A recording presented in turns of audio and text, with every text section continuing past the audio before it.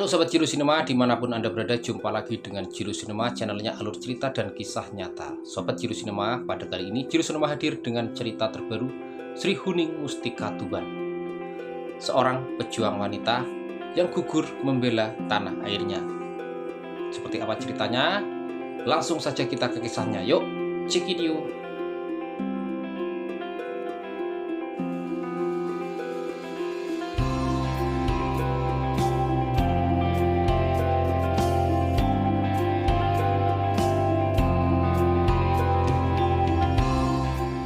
Kisah ini diawali dengan suasana di Kadipaten Lamongan.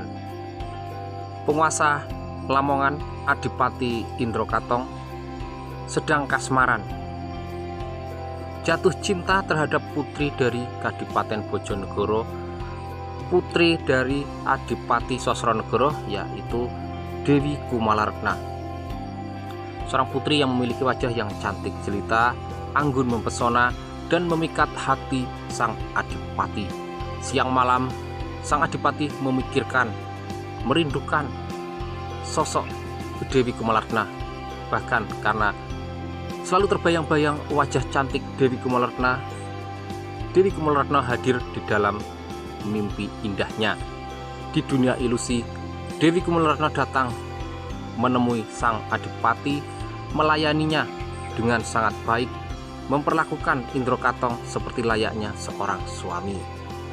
Adipati Indro Katong merasa bahagia sekali, merasa senang, merasa hidupnya sudah sempurna berdampingan dengan Dewi Kumalartna.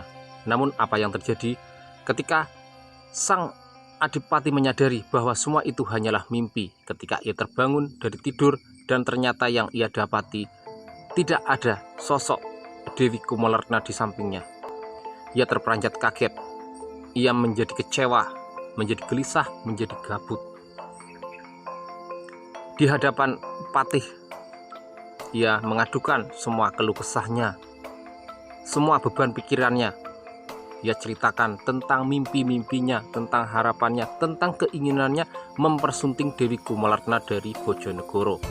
Kemudian sang Patih memberikan masukan dan nasihat-nasihat, sehingga muncul pemikiran bagi sang adipati untuk datang ke Bojonegoro melamar Dewi Kumalartna. Kemudian sang adipati mengutus punggawannya untuk datang ke Bojonegoro bertemu dengan Adipati Sosronegoro, menyampaikan bahwasanya Adipati Indro Katong dari Lamongan melamarnya. Dengan jelas sang adipati memerintahkan kepada punggawannya agar datang dan meminta melamar Dewi Kumalartna untuk dijadikan sebagai istri dari Adipati Lamongan. Setelah memahami tugas dari junjungannya, utusan yang dimaksud berangkat ke Bojonegoro untuk melamar Dewi Kumalartna. Sementara itu di Kadipaten Bojonegoro, sang adipati yaitu Adipati Sosronegoro bersama dengan istri dan putrinya sedang bermusyawarah, sedang berbincang-bincang bahwasanya sang adipati menginginkan berbesanan dengan Adipati Surolawe dari Tuban. Ia bermaksud ingin menikahkan putrinya Dewi Kumalartna dengan putra Adipati Tuban, yaitu Raden Wiratmoyo. Ketika ia bertanya kepada putrinya, Dewi Kumalartna hanya bisa menurut saja apa keinginan dari ayahandanya. Ia tidak kuasa menolak. Setelah mendengar jawaban dari putri Kumalartna, sang adipati merasa bahagia, karena pada akhirnya nantinya jika terwujud, maka kedua kadipaten besar yaitu Bojonegoro dan Tuban akan menjadi besan, akan menjadi satu keluarga. Ketika mereka sedang berbincang-bincang serius, sedang ngobrol serius tentang masa depan Dewi Kumalartna, tiba-tiba datanglah tamu.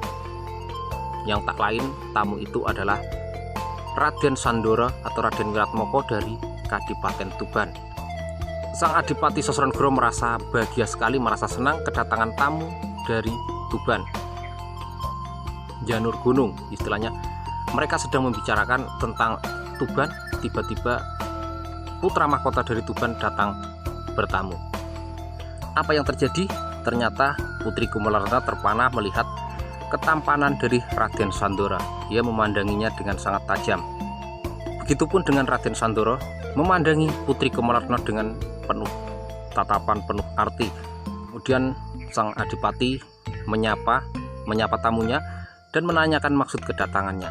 Setelah berbincang-bincang, akhirnya Raden Sandoro menyampaikan maksud kedatangannya, bahwa maksud kedatangannya ke Kadipaten Bojonegoro karena mendapat tugas dari ayandanya untuk melamar Dewi Kumalarna untuk kakaknya, yaitu Raden Wiratmoyo.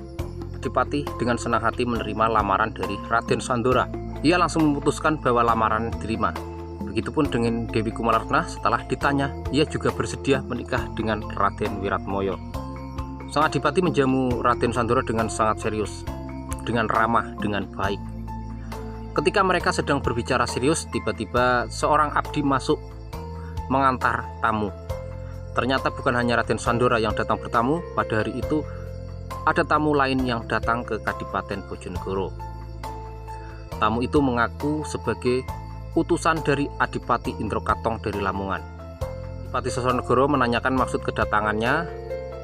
Utusan itu menyampaikan maksud dari Adipati Indrokatong mengutus dirinya datang ke Bojonegoro tidak lain dan tidak bukan hanyalah untuk melamar Dewi Kumalarna.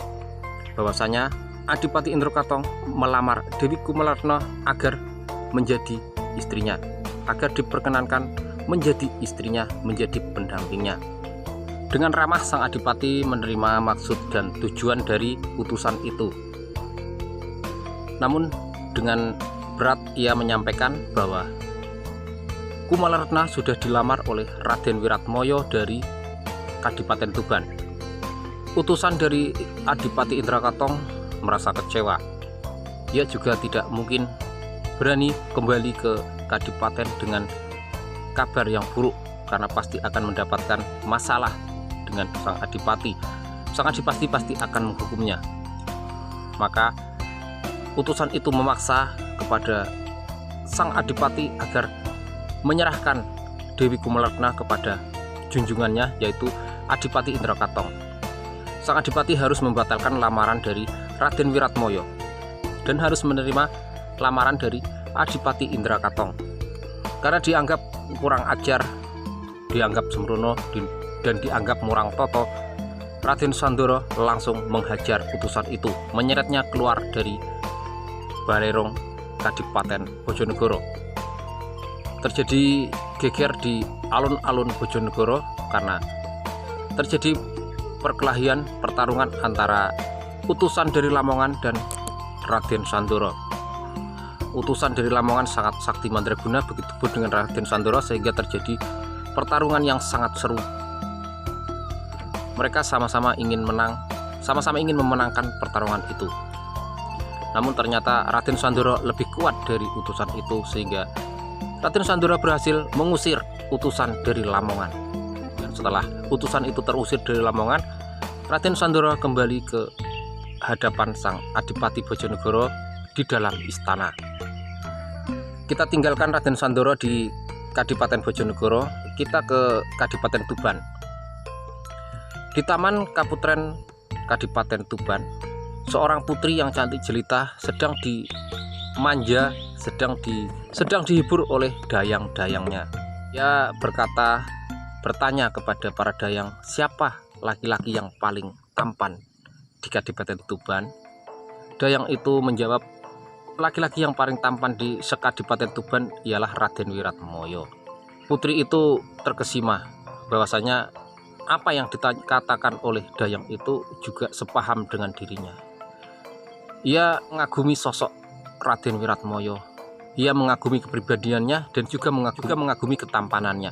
Namun itu hanya bisa dikagumi saja karena antara Wiratmoyo dan dirinya tidak akan pernah bisa mengutarakan, tidak akan pernah bisa, antara Raden Wiratmoyo dan dirinya tidak akan pernah bisa terjalin hubungan yang serius karena mereka adalah kakak adik. Di Kadipaten Tuban, Adipati Sololawe memiliki 3 orang putra, yaitu Raden Wiratmoyo, Raden Sandoro, dan Sri Huning. wanita di taman yang sedang dihibur oleh Dayang ini bernama Sri Huning. Sri Huning sebenarnya sangat mengagumi sosok dari Raden Wiratmoyo, ketampanannya, kecerdasannya, dan juga kepribadiannya. Namun, pesannya itu hanya bisa dipendamnya dalam-dalam, mengingat mereka memiliki hubungan keluarga, memiliki hubungan saudara. Apapun yang terjadi, mereka tidak akan pernah bisa melakukan hubungan serius, karena apabila semua itu dilakukannya, maka akan menjadi aib bagi keluarga, menjadi aib bagi wilayah Tuban dan sekitarnya, bahkan akan mencoreng nama sang adipati. Sri Huning hanya bisa memendam perasaannya, mengagumi kakak kandungnya sendiri, hingga sesuatu terjadi ketika ia sedang gelisah, sedang alembono. Tiba-tiba Raden Wiratmoyo datang ke Taman Kaputren. Ketika Raden Wiratmoyo masuk ke Kaputren, para Dayang segera pergi meninggalkan tempat itu, sehingga di tempat itu tinggallah Raden Wiratmoyo dan Sri Huning. Wiratmoyo yang terlanjur mendengar isi hati Sri Huning yang dicurahkan kepada Dayang-Dayang, langsung to the point, langsung menembak Sri Huning.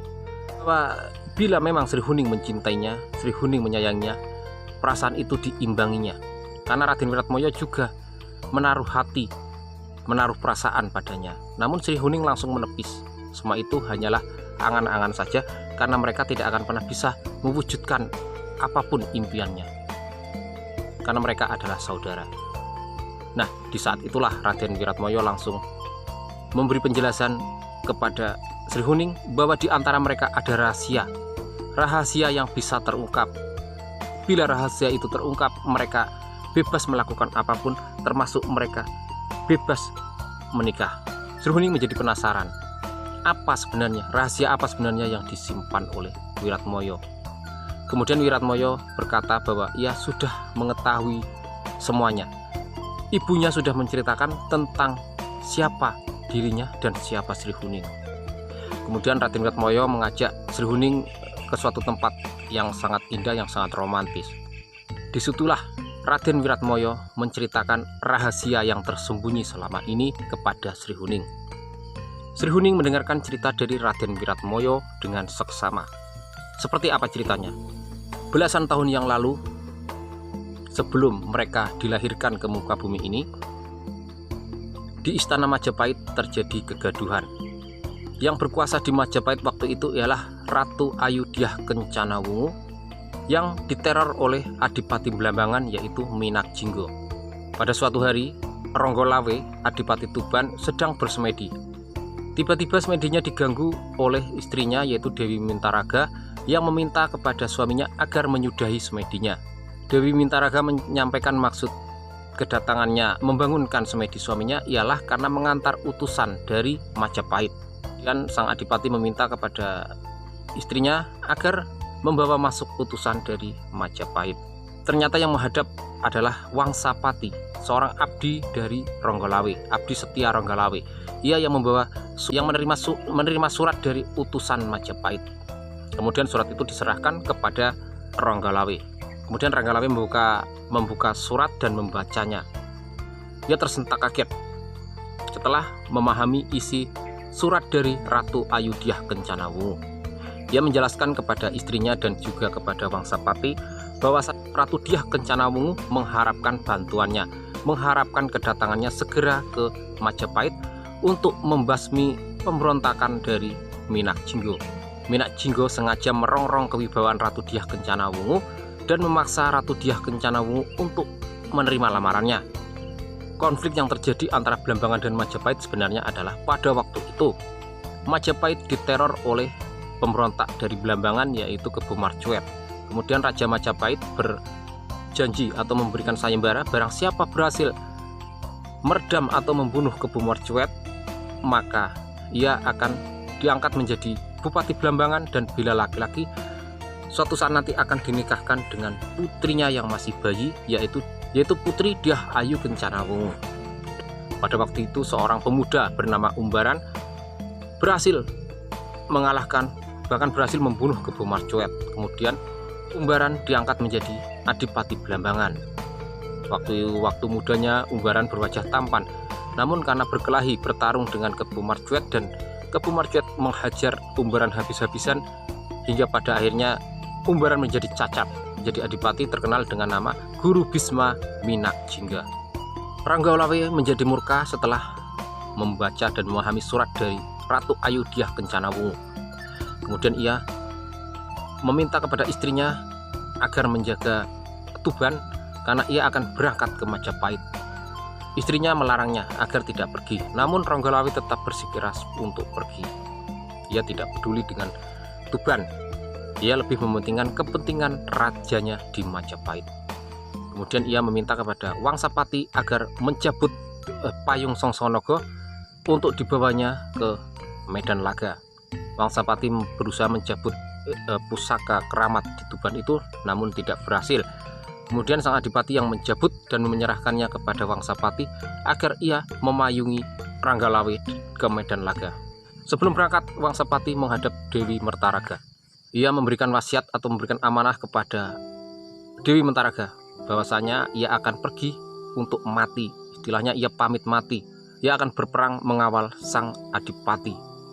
Ia berpesan kepada Dewi Mertaraga bahwasanya di rumah istrinya sedang hamil 7 bulan. Apabila ia kelak gugur di Medan Laga dan bayinya lahir bila laki-laki, ia serahkan kepada Dewi Mertaraga untuk mencarikan nama. Namun bila bayi yang dilahirkan istrinya perempuan, ia meminta agar diberi nama Sri Huning. Kemudian setelah itu ia langsung bergegas mengawal Ranggalawe ke Medan Laga. Di Medan Laga, Ranggalawe bertemu dengan Guru Bisma Minak Jingga sehingga terjadi pertarungan yang sangat seru. Guru Bisma meminta kepada Ranggalawe agar mengizinkan dirinya menikahi Ratu Ayu Kencanawungu sesuai dengan sumpah janji dari rajanya dulu. Namun Ranggalawe tetap bersikeras jika ia tetap menjadi benteng terdepan, benteng kokoh dari Majapahit. Keputusan Ratu Dyah Kencanawungu menolak lamaran dari Minak Jingga, maka ia tidak bisa membantahnya dan ia harus menjalankan amanah dari rajanya bahwa Guru Bisma Minak Jingga dianggap membalelo, dianggap memberontak, maka harus dibinasakan, sehingga terjadi pertarungan yang sangat seru. Intinya dalam pertarungan itu Minak Jingga tetap menang, Ranggalawe gugur. Ranggalawe sukmanya diangkat oleh Dewa Kekahyangan dan Wangsapati gugur karena membela junjungannya, yang artinya istri Wangsapati melahirkan bayi perempuan yang kemudian oleh Dewi Mertaraga diberi nama Sri Huning sesuai dengan wasiat dari Wangsapati sebelum berangkat ke Medan Laga. Selanjutnya Sri Huning diasuh di Kadipaten Tuban, dianggap seperti anak kandung sendiri. Itulah cerita tentang leluhur dari Sri Huning dan Wiratmoyo. Mereka sebenarnya bukan saudara kandung. Mendengar itu Sri Huning menjadi sedih, menjadi kecewa, karena ternyata ia hanyalah putri dari seorang abdi, bukan putri seorang adipati. Namun di balik kekecewaan itu ia juga merasa bahagia, karena dengan kebenaran itu akhirnya ia bisa mengutarakan isi hatinya, bisa melampiaskan keinginannya bahwasanya ia benar-benar mencintai Wiratmoyo, dan jika Wiratmoyo mengimbangi perasaannya maka mereka bisa menikah. Dan ternyata Wiratmoyo mengimbangi perasaannya. Ia juga mencintai Sri Huning dan berjanji akan menikahi Sri Huning. Kemudian mereka berdua resmi pacaran, resmi berhubungan sebagai kekasih. Wiratmoyo mencintai Sri Huning, begitupun dengan Sri Huning sangat mencintai Wiratmoyo.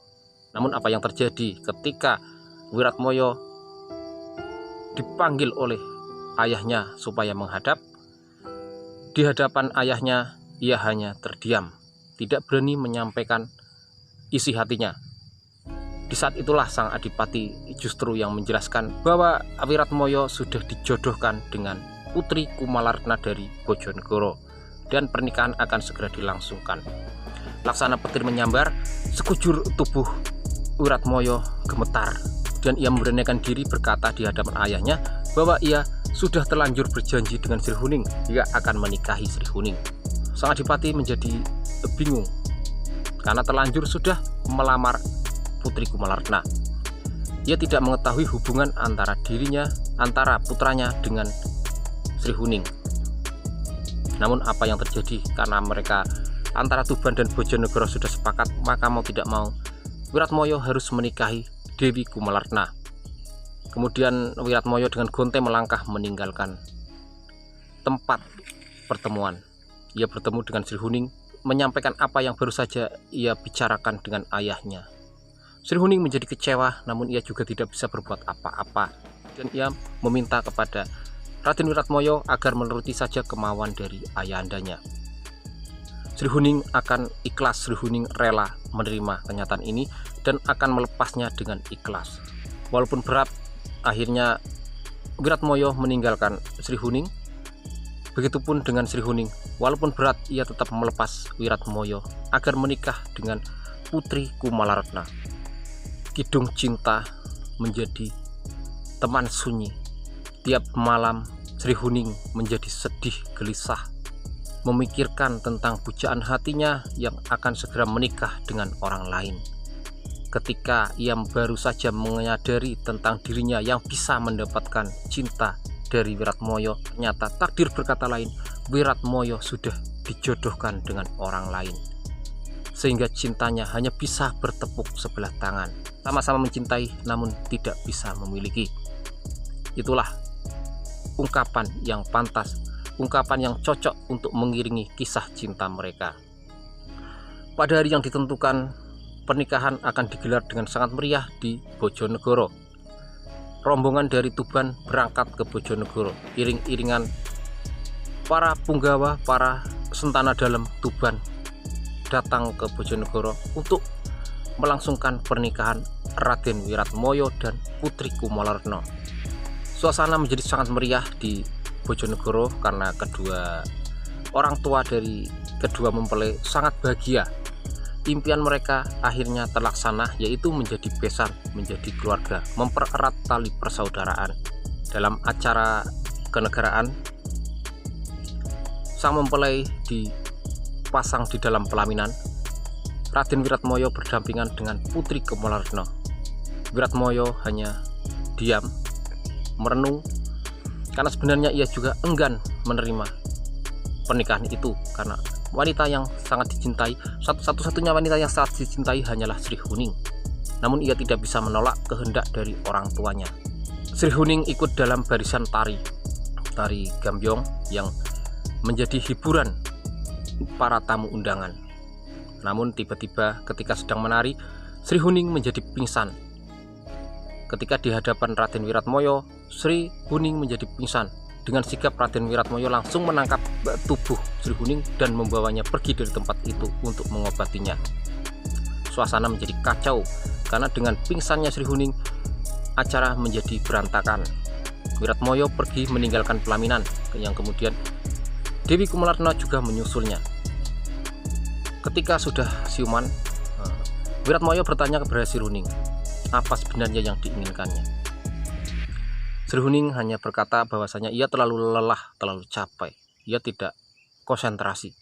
Wiratmoyo bisa menangkap bahwasanya Sri Huning terlalu berpikir, ia terlalu memikirkan yang sedang terjadi. Wiratmoyo meminta maaf bahwasanya ia tidak bisa menepati janjinya. Sri Huning tetap memberikan semangat dan dukungan kepada Wiratmoyo bahwa mereka tetaplah saudara, tetaplah keluarga. Ia menginginkan Wiratmoyo bisa menikah, bisa berbahagia dengan Putri Kumalarna. Kumalarna datang ke tempat itu, kemudian mereka berbincang-bincang, membicarakan tentang yang dialami oleh Sri Huning. Sri Huning berkata kepada Kumalarna bahwa ia sudah baik-baik saja, hanya kecapean. Adipati Suralawe dan Adipati Sosronegoro juga datang ke tempat itu untuk melihat kondisi terbaru dari Sri Huning yang ternyata sudah siuman. Namun apa yang terjadi ketika mereka sedang berkumpul, tiba-tiba seorang prajurit masuk menerobos bertemu dengan Adipati Sosronegoro. Prajurit itu melaporkan bahwa di luar terjadi kegaduhan karena Kadipaten Bojonegoro diserang oleh Kadipaten Lamongan. yang dipimpin langsung oleh Adipati Indrakatong. Suasana menjadi mencekam karena para wadyabala Lamongan menyerang Bojonegoro dengan membabi buta. Indrakatong berharap acara pernikahan Wiratmoyo dan Kumalarna berantakan. Kemudian karena menyangkut dengan harga diri, Adipati Sorolawe meminta kepada putranya Raden Wiratmoyo agar maju ke Palagan menghadapi Indrakatong.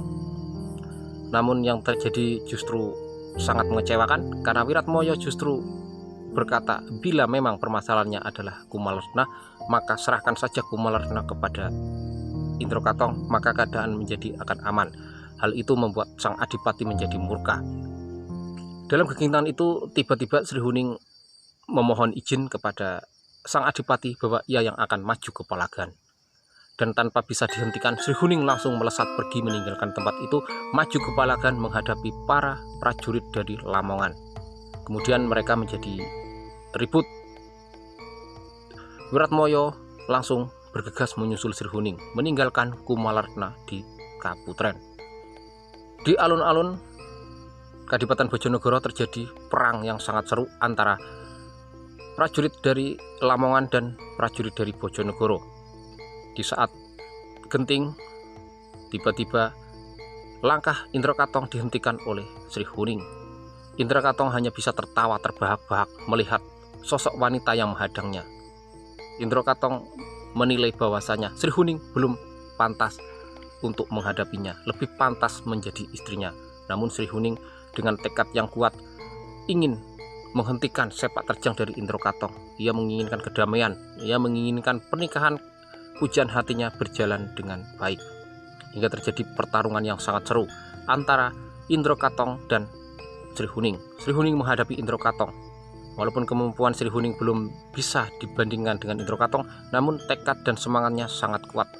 Naas bagi Sri Huning dalam peperangan itu karena kurang konsentrasi, akhirnya ia terbunuh. Indrakatong berhasil membunuh Sri Huning. Sri Huning gugur di Palagan membela tanah airnya. Wiratmoyo menjadi kaget melihat kekasihnya terbujur kaku. Ia tidak menyangka kejadiannya akan seperti ini. Ia menangisi kepergian Sri Huning. Ia menjerit sekuat-kuatnya memanggil nama Sri Huning karena dialah wanita yang paling sangat dicintainya. Kemudian Wiratmoyo bangkit dan mengejar Indrakatong, sehingga terjadilah pertarungan yang sangat seru antara Indrakatong dan Wiratmoyo. Namun Wiratmoyo yang tidak konsentrasi karena terlalu memikirkan Sri Huning yang sudah tiada, kekasihnya yang sudah pergi meninggalkannya, kekasihnya yang gugur karena membela dirinya, membela tanah airnya. Ia menjadi kurang konsentrasi dan akhirnya Indrakatong dengan mudah membunuhnya.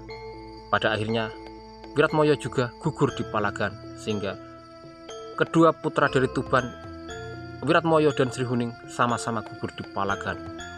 Melihat kejadian itu, Sandora menjadi marah. Ia marah kemudian membabat habis pasukan dari Lamongan, termasuk Indrakatong berhasil dibunuhnya. Adipati Bojonegoro dan Adipati Tuban menjadi sedih dengan adanya insiden itu. Dari situ akhirnya mereka menyadari bahwasanya Wiratmoyo sama sekali tidak mencintai Retno Kumolo. Wiratmoyo lebih mencintai Sri Huning karena mereka adalah sepasang kekasih. Disitulah Adipati Sorolawe menyadari kesalahannya yang terlalu memaksakan kehendak putranya. Kemudian untuk mengenang kisah cinta mereka, Wiratmoyo dan Sri Huning dimakamkan bersampingan. Mereka berharap agar di surga Sri Huning dan Wiratmoyo akan menyatu. Kemudian mereka antara Tuban dan Bojonegoro, antara Adipati Sorolawe dan Adipati Sosronegoro bersepakat untuk menikahkan Putri Kumalarna dengan Sandora, dan ternyata Putri Kumalarna bersedia, begitupun dengan Sandora, sehingga akhirnya Raden Sandora dan Kumalarna menikah, sehingga hubungan antara Tuban dan Bojonegoro tetap baik, tetap menjadi keluarga. Oke, Sobat Jiro Cinema, sampai di sini dulu cerita tentang Sri Huning Mustika Tuban. Kita nantikan cerita selanjutnya. Oke, check it out.